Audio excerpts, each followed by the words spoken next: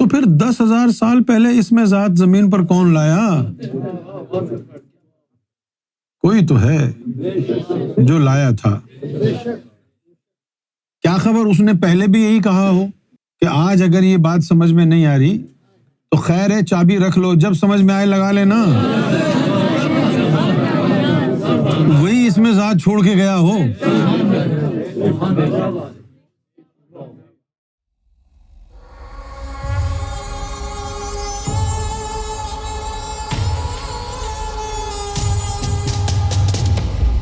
اب یہ بات کر رہے ہیں کہ بھائی میں نے را کے بارے میں گوگل پر سرچ کیا۔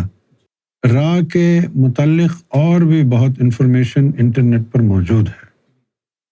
یہ کن کی طرف اشارہ کرتا ہے؟ رہنمائی فرمائیے۔ سب سے پہلے تو یہ دیکھیں آپ کہ وہاں پر اگر را کے بارے میں انفارمیشن ہے تو وہاں سے ایسی تختیاں بھی تو ملی ہیں 10,000 سال پرانی، جن پہ اس میں ذات اللہ لکھا ہوا ہے۔ اب پہلی مرتبہ اس میں اللہ حضور کو عطا ہوا 1400 سال پہلے، تو 10,000 سال پہلے اس میں اللہ وہاں کون چھوڑ کے گیا؟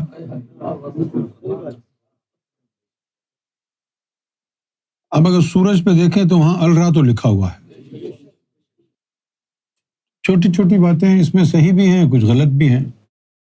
جیسے سناتن دھرم میں یہ جو لفظ ہے سومناتھ، تو سوم کا مطلب جو ہے وہ ہوتا ہے چندرما، اور ناتھ گاڈ، تو سومناتھ کا مطلب ہو گیا چاند والا گاڈ۔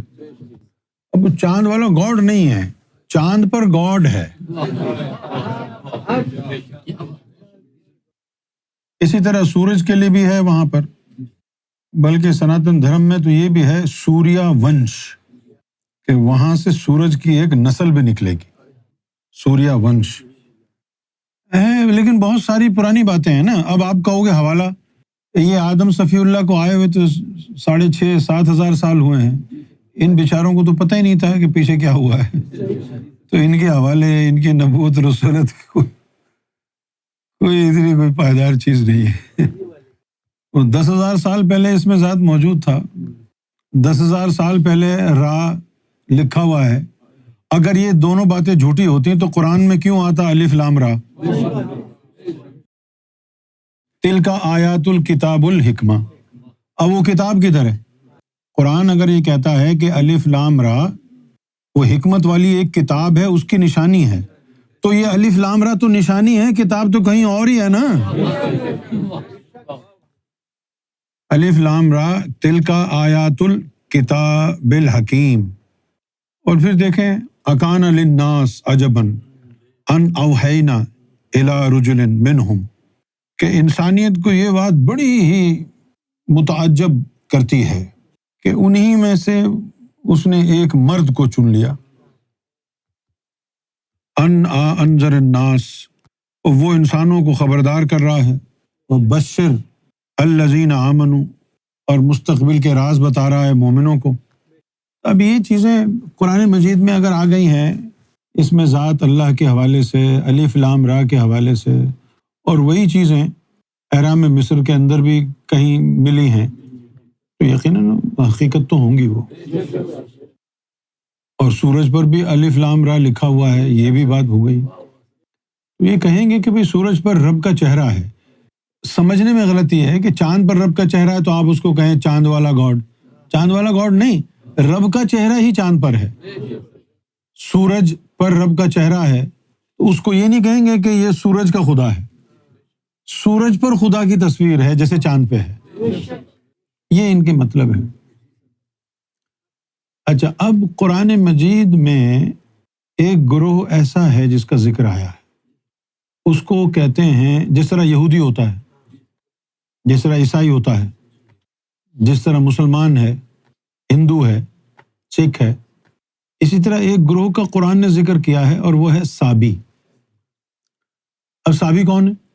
یہ پرانے وقتوں کی کوئی قوم تھی، اور ان کا عقیدہ اور ایمان کیا تھا؟ یہ ستارہ پرست تھے۔ ستارہ پرست کون ہوتا ہے؟ جو ستاروں کی پوجا کریں وہ ستارہ پرست۔ تو اللہ نے ان کو یہودی اور عیسائیوں کے صف میں کھڑا کر دیا کہ اگر یہ ایمان لے آئے ہیں تو یہ یہودی ہوں، نصارہ ہوں یا ستارہ پرست ہوں، اللہ کے یہاں مومن۔ تو معلوم یہ ہوا کہ ایک وقت ایسا بھی تھا جب لوگ ستاروں کی پوجا کرتے تھے اور اللہ کے نزدیک ریکگنائزڈ تھے، تبھی تو قرآن میں ذکر آیا ہے۔ اگر آپ کو یہ کہیں کہ بھئی آگ کی پوجا کرو تو آپ مسلمان تو یہ کہیں گے یہ تو کفر ہے، لیکن اگر پھر ہم آپ کو بتائیں کہ قرآن شریف کھولو، کوہ طور پر جب موسیٰ علیہ السلام گئے آگ کو دیکھا تو ڈر گئے، تو آگ سے آواز آئی موسیٰ ڈرو مت میں تمہارا رب ہوں۔ ارے اب کیا ہوا؟ ابھی تو آپ نے فتویٰ دیا ہے آگ کی پوجا حرام ہے، کفر ہے، وہاں آگ میں سے آواز آ رہی ہے موسیٰ ڈرو مت میں تمہارا رب ہوں۔ تو معلوم یہ ہوا کہ اس کے پیچھے کچھ حقائق ہیں جو آپ کو سمجھ میں نہیں آئے، اس لیے آپ کفر بکتے ہیں، ہے نا؟ جس طرح آگ کو پوجنا شرک ہے، لیکن سورہ کہف میں جو اللہ تعالیٰ نے واقعہ بتایا ہے موسیٰ علیہ السلام کا کہ وہ ان کی بیوی کو لگ رہی تھی سردی موسیٰ علیہ السلام کی، تو وہ آگ کی تلاش میں کہیں گئے، پہاڑی پہ چڑھ گئے، he saw a burning bush، جھاڑ تھا اس میں آگ لگی، تو اچانک جب وہ اوپر پہنچے تو دیکھ کے وہ ڈر گئے، جب وہ ڈر گئے تو آگ کی لو سے آواز آئی اے موسیٰ ڈرو مت میں تمہارا رب ہوں۔ اب اگر آگ سے آواز آتی ہے میں تمہارا رب ہوں تو کیا اس آگ کو پوجنا کفر ہے؟ نہیں ہے۔ اچھا ابھی یہ جو آگ آپ اپنے ہاتھوں سے لگائیں گے اس میں سے تو آواز نہیں آئے گی نا کہ میں تمہارا رب ہوں، اس آگ کو پوجنا کفر ہے، لیکن اس آگ کو پوجنا کفر نہیں تھا نا۔ اسی طرح یہ جو ستارہ تجھے آسمان پہ آج نظر آ رہا ہے اس کو پوجنا شرک ہے، لیکن وہ ستارے جو رب کی تجلیات کی صورت میں لوگوں کو نظر آتے تھے وہ تو رب کا حصہ تھے نا، اس کو پوجنا تو شرک نہیں ہے نا۔ اس لیے یہ وہ تھے کہ جن کے سامنے رب کی تجلیات ستاروں کی صورت میں نمودار ہوتی تھی اور یہ سجدہ ریز ہو جاتے تھے۔ اسی طرح قدیم یونان کے جو باسی تھے وہ یہ کہتے تھے کہ بھئی ہمارا جو خدا ہے اس کا جلوہ سورج پر ہے، اب جہاں جلوہ ہوگا اسی کی پرستش کریں گے، تو وہ کرتے تھے۔ اب جب امام مہدی علیہ الصلوۃ والسلام کے چہرہ مبارک کی جو شبیہ سورج پر آئی ہے، جب یہ بات عام ہو جائے گی اور لوگوں تک پہنچے گی، دنیا کے جو ذرائع ابلاغ ہیں، مستند جن کو دنیا کہتی ہے، ان کے ذریعے جب یہ خبر ان تک پہنچے گی تو پھر وہ اترائیں گے، دیکھو ہم نہ کہتے تھے کہ سورج پر ہمارے خدا کا جلوہ ہے، پہلے دن وہ اس کو رب مانی۔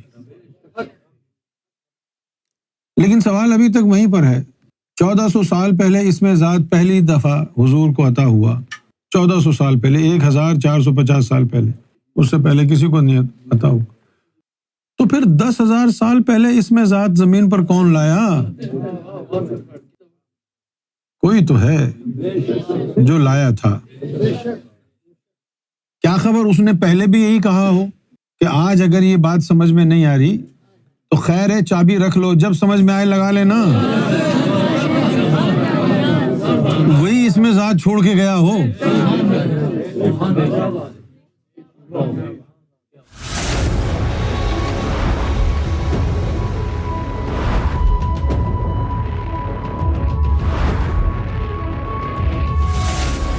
Amra TV, the place to connect with God.